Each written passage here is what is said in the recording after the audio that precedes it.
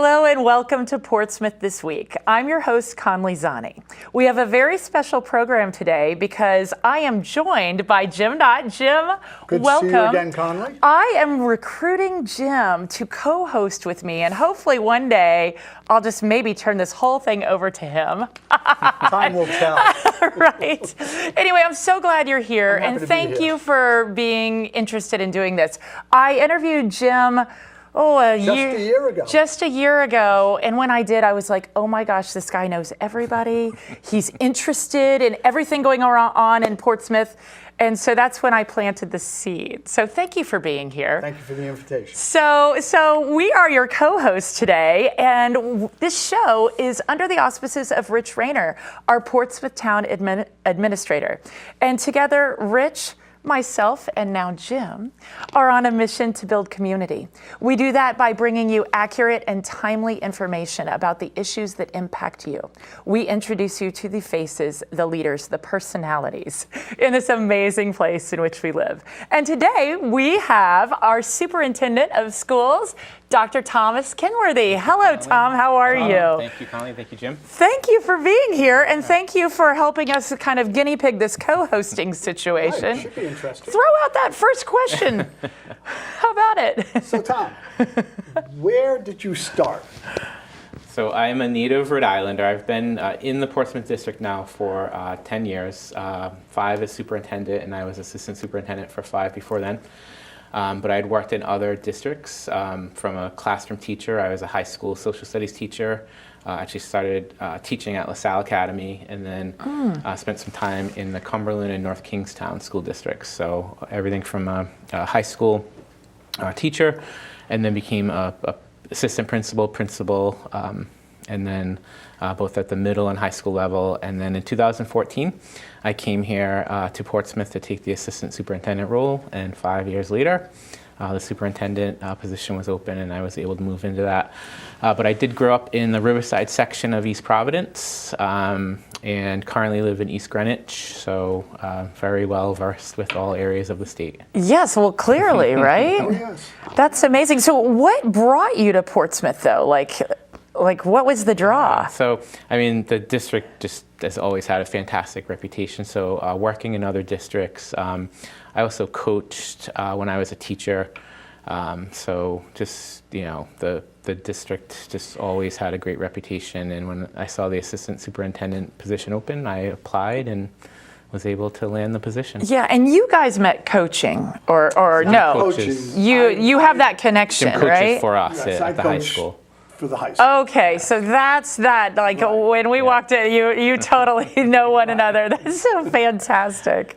Well, I hope Portsmouth has lived up to your expectations. It has. It's a great community.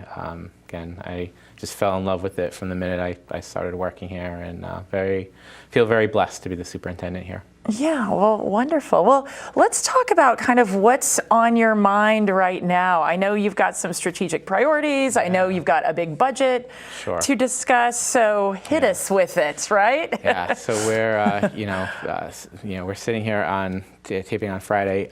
Next week is a big week in the budget process for us really on the town side, but particularly for the school department. We're going to move into the town council deliberation phase of the overall town budget.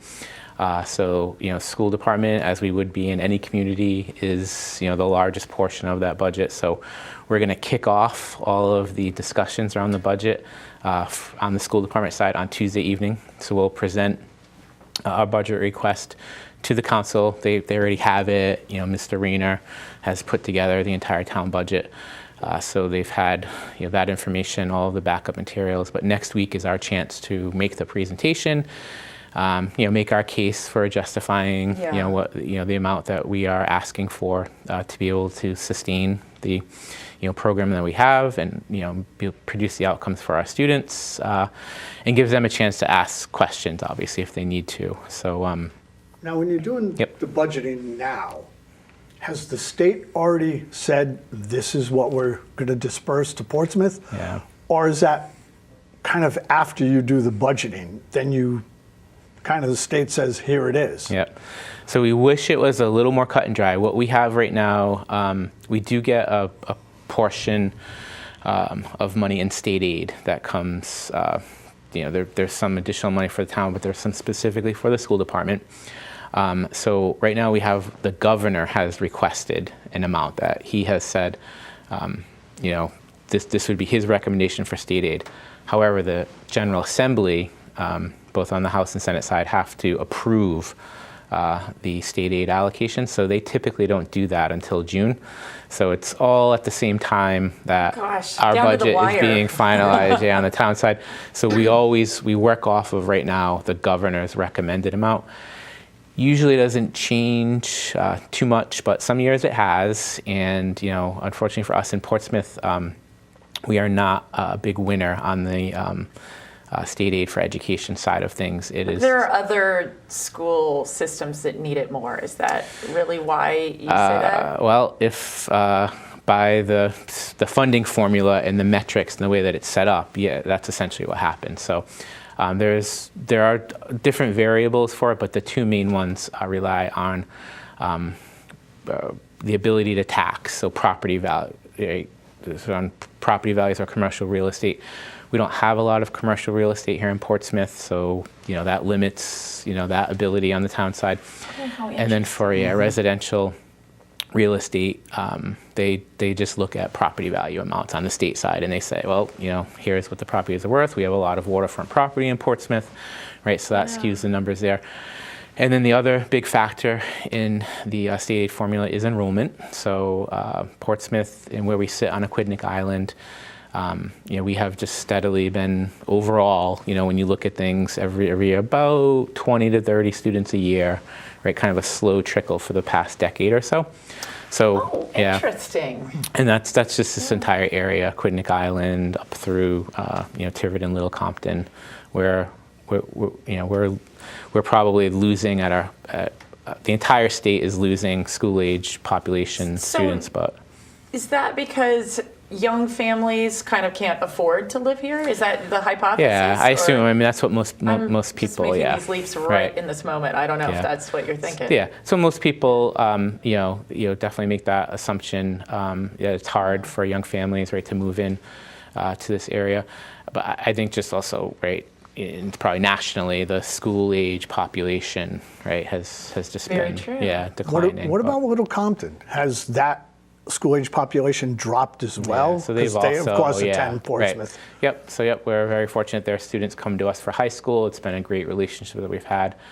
But tell our viewers a little bit about that relationship. Some people might not even know that we're educating a lot of Little Compton folks. Yep. So Little Compton's a K-8 district, and for high school, they send their students to us in Portsmouth. So it's a tuition arrangement. So they have their own school committee, superintendent. They have one school, the Wilbur McGann School, which is K-8. So they have staff and leadership there. But when it comes to high school, over 90% of Little Compton students come to us.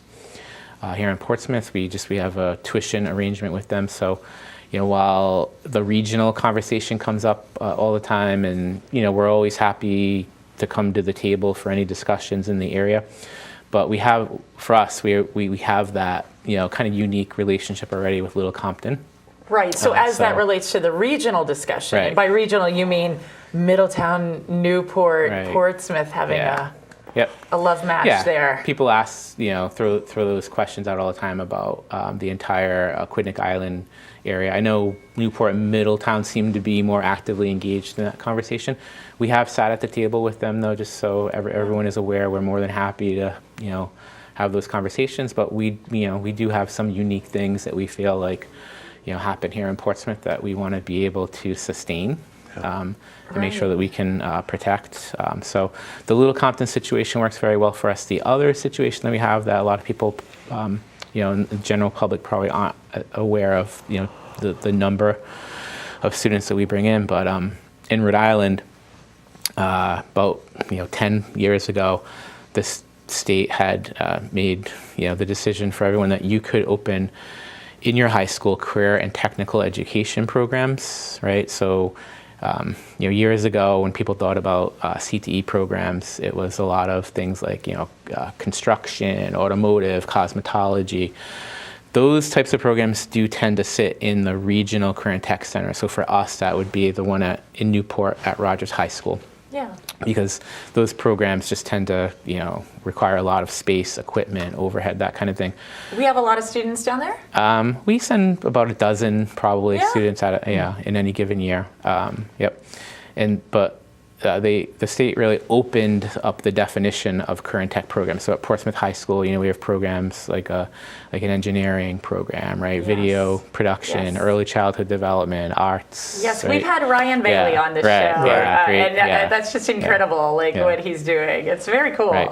So with that, once you have the approved programs, we have 8 of them right now at Portsmouth High School, you can bring in students from other districts. So we have this year about 65 students. Oh, wow. In addition to the Little realize that. Compton, which is about 100. Right. Yeah. On a side note, Little Compton's been coming since the 70s. Yeah. Oh, That's how long they've been coming here. There was a little Yeah. break in between. Right, They went right. to, I don't know what happened. It was Let's go. before I started, but they went to Right. Middletown for a while, but then we were able to get them back Bring them here. they back went to again. Middletown? Yes. That must have been a financial situation. Yeah. Like that But has we to be, work because off why of would you do that? Yeah, we work off of a contract. So Yeah. typically when Right. the contract, and already since I've been in the district, it's come up a few times, but we have a great relationship, so we renew it. So Yeah. some year, I guess, for whatever reason, it didn't get renewed, and they drove through us to Middletown. my But goodness. yeah, we're happy to have them back. Yes. Yes, no doubt, no Right. doubt. That's cool. So, Wow. Neat. and as it relates to budget, it's not the primary reason we do any of those things, but it does also create a revenue stream, right? That a lot of districts don't have, that additional revenue stream to point to. So although we have been losing, money on the state aid side, we've tried to offset that by really building up those career and tech programs, maintaining that Little Compton relationship. Right, and while I don't want to talk politics, I do want to acknowledge the uncertainty that's happening at the federal level, right? That's the next. So thing. how does that funnel in? Does the federal aid fund the state? Like federal's not coming directly to you. It doesn't. It does come through the state, as you said, but we do get somewhere upwards of $2 million when all is said and done in what would be considered federal funding. But it comes to us from the state. So, this year, there's been a lot of uncertainty. I've gotten questions myself of, if we felt any effects of, anything happening on the national level or conversations around funding. And for this year, we haven't. Because again, that money comes in through the state, so typically it's about a year behind, right? And so we That's work. already been we pledged, so. apply with the state for what our share of that money would be. Tell them what we're going to do with it. Then we get the money. So we have our federal allotment for this year from the state. It's anything going forward where the uncertainty. So as we get closer to the end of this school year, and we're looking at next year's budget. There is a lot of uncertainty right now. It's all out of our control at the local level. Of course. But yeah, I think we have to wait for, assurances from the state for that federal money. So we do have to keep that in the back of our mind right now during the budget process as well. Is that there is within our overall school department budget, there's well over $2 million on the federal side that is a little, there is some level of uncertainty around right now. So during the budgeting process, just kind of twist it a little bit. Infrastructure and capital projects. Is capital projects a separate budgeting process in this town? Yes, It is. It is. So, we are a town department, although we operate a little bit differently, right? Just by the way that laws and town charter set up, where we have a separate school committee that is elected, right, to oversee the school department. But technically, the school department in any municipality would be a town department. So the town kind of takes care of the capital needs for all the other departments. You'll hear them talk about it starting next week in the budget deliberations. Our capital discussions on the school side are usually separate, right? So there's a few reasons for that. Mainly that there's a lot of different things going on all the time in our buildings, but also because there's for any school department capital projects, there's a state reimbursement mechanism. So when we maintain an active capital improvement plan with the state, and they've approved the projects that we're working on, the municipality gets a certain rate of reimbursement back. So in Portsmouth right now, that's 40%.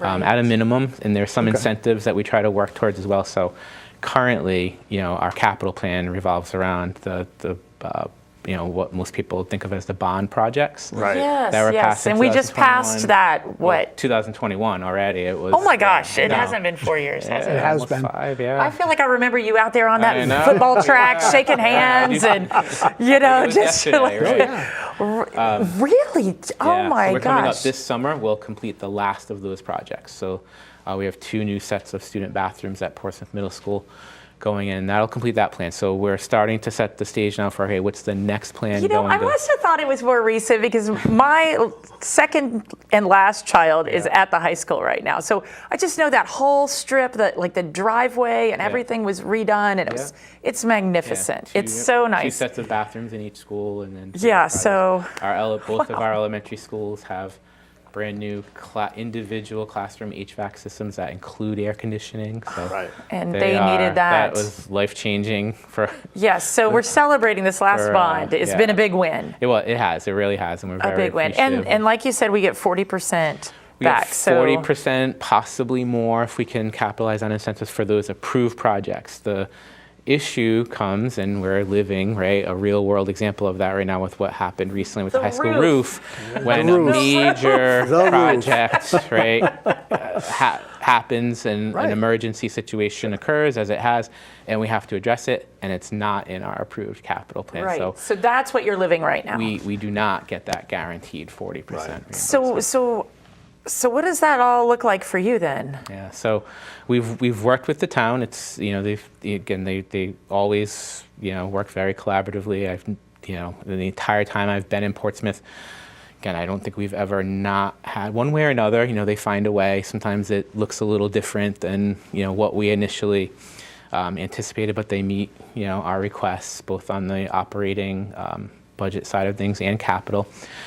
So again, they've been very good to us on the town side. We've worked together. We identified, okay, here's the funding that we possibly have remaining, on our side of capital, and the town has pledged the rest. So that was just officially approved within the that's last a big- couple of weeks. Yep, Great. and Yeah. contract has been awarded, and contractor hopefully any day now will at least be ready to start the Is it a preliminary repair work. project or a full new roof? Or- So it's not completely 100% replacement, but the majority, I'd say 75% of that roof is going to be replaced in sections. So there's a couple of newer sections that we were able to fit into some capital improvement work we have been doing, and there's just a couple of other areas that we're uncertain what the future of those areas are going to be. So if we ever And get to a bigger, Speaking of that, just a minute Yep. or so ago, you mentioned that we're coming to the end of this capital project, and now we need to look ahead again. right? So I don't know what the past practice is, but in the future, our town is ripe with architects, engineers, tradespeople that I'm sure many would volunteer to be on a group or a committee that would go through a school Sure. and help identify future needs and help plan.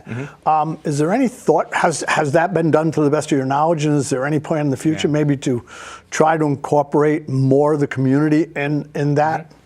So definitely, and you'll probably see that next fall for this next plan that we're going to work through, because there has to be a public engagement part of it. To get that plan approved by the state, that we have to be able to show that we had these public engagement opportunities, probably some in-person opportunities, some surveys.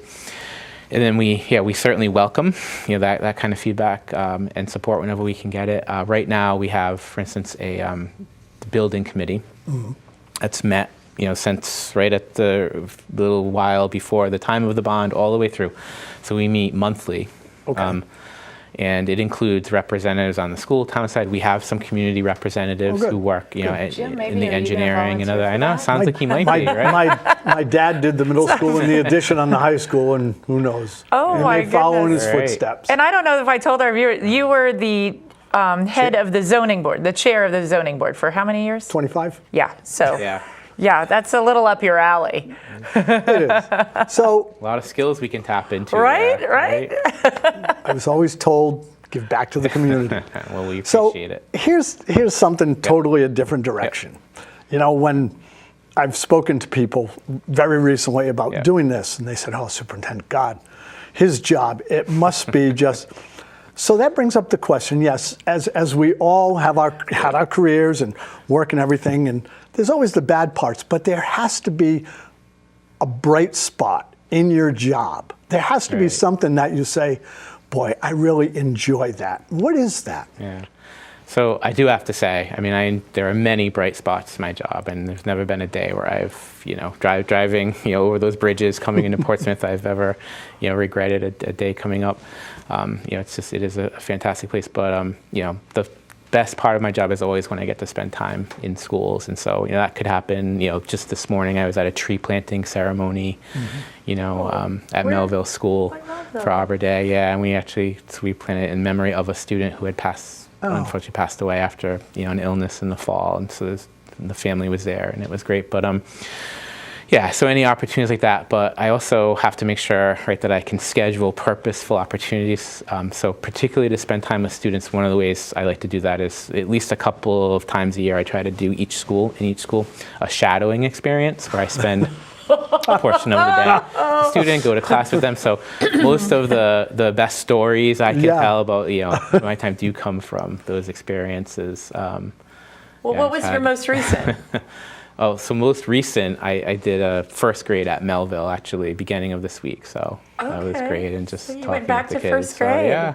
How was it? It was great. Again, awesome. But I had a couple of the stories. One year, I was in an elementary classroom at one of the schools, and I just didn't realize. So I always, make sure I bring a snack, because snack time is one way or another. So usually I had a bar or something in my pocket, so it was snack time, and I'm sitting at the table with the kids, and I just opened my bar and started eating it, and the teacher just very politely came up, "Dr. Kenworthy, I'm sorry, you can't eat that in here. It had nuts in it, and I didn't realize." Smack your hand. No, it had nuts in the bar, and I didn't realize. Oh, that's right. Yes. So I, apologized and excused myself. Most of the... That was a probably awkward moment for that it was, teacher, but too. It was funny when I bet. they were great about it, and most of the times it's just great opportunities to talk with the kids and have lunch with them. I did have a middle school experience where the student kept losing me on purpose? every time. Well, when it happened the first couple of times, but luckily I had a copy of the schedule in my pocket, but they were gone. Funny. As soon Like, as so they ditched you a couple times, and you're like, "I'm on to you. Yes. I'm on to you." Yeah. Oh, that is hilarious. I could see that being a bright spot in your Yeah, day. Really. it is. Yep. Yeah. You get that student perspective, and lunchtime is always great, and go. There's go no through more the nap line, times. order. When I was in first grade, we Yeah. had a nap. We got our know. chocolate milk and then a nap or something, right? Really? More. Yes. Well, that was Well, Kentucky. I'm yeah. not a Rhode Islander, Too so much to do now. There's no time for nap time. they're like whipping the kids into shape. You can't rest and relax. No. Jeez. Oh. Yeah, that's funny. Well, that is a really special thing to Yeah. do, and what a maybe nice break from your Yes. normal day to day. But what else comes to mind of things that like you love, you're proud of? I mean, it's been 5 years now as superintendent. Yeah. Like what? Academically, where do our schools stand? Sure. And so this will be a big part of my presentation this week, just to point out, we consider on our side, the money, that comes from the town through taxpayers. It is really an investment. So we like to make sure, that we're obviously using that money wisely. But, I do think, pointing out in the last few years particularly, once we've come out of COVID and the pandemic, and, things have looked different everywhere. But when you look at our outcomes and where we've been the last few years, the Department of Ed on the Rhode Island side has a rating system. They rate all schools 1 through 5 stars. So there's a lot of different things that go into that metric. Assessment scores are a big part of it. And we have 3 4-star schools in Portsmouth, Hathaway, the middle and high school, and then Melville this year became our first 5-star school. So wow. yeah, great stuff there. And then really Portsmouth High School, when you look at the outcomes there, it's tough to compare schools across the country, but probably the one that's best known is the U.S. News World Report. I mean, we're in the top 5% of high schools when you look at that report. Over 25,000 across the country, and just advanced placement, honor roll, gold level status at the high school. Multiple national merit scholarship finalists the last few years. So, and again, that's where all of our students eventually build up to from the other schools. So there's a lot that. When a student graduates from high school, they're really graduating from that K-12 experience. So, yeah, it's just a lot of great things that we can point to there, and just so We've lucky. had my family's had an amazing experience. And I'm saying that looking at the end of the road, like my last one's about to graduate. I can't even believe it. So thank you. Right? Yeah. I mean, and it is. And the teachers are incredible. I was going to say, I mean, we all, it's our staff primarily. I mean, they are just so dedicated, and we're so fortunate. And I do interact with some of the staff up there during basketball season, soccer season, and they're all so passionate about their jobs. And I watch a couple in particular at the basketball games when some of their students will come up to them, and you just listen and watch the interaction. You can really tell that there's that student-teacher bond, and that's important. Yeah, and it is. Yeah, that impact that a teacher can make. Oh, absolutely. Do you miss the teaching? You said you were a history teacher. Yeah, I was a high school history, coached football and softball, and I mean that part.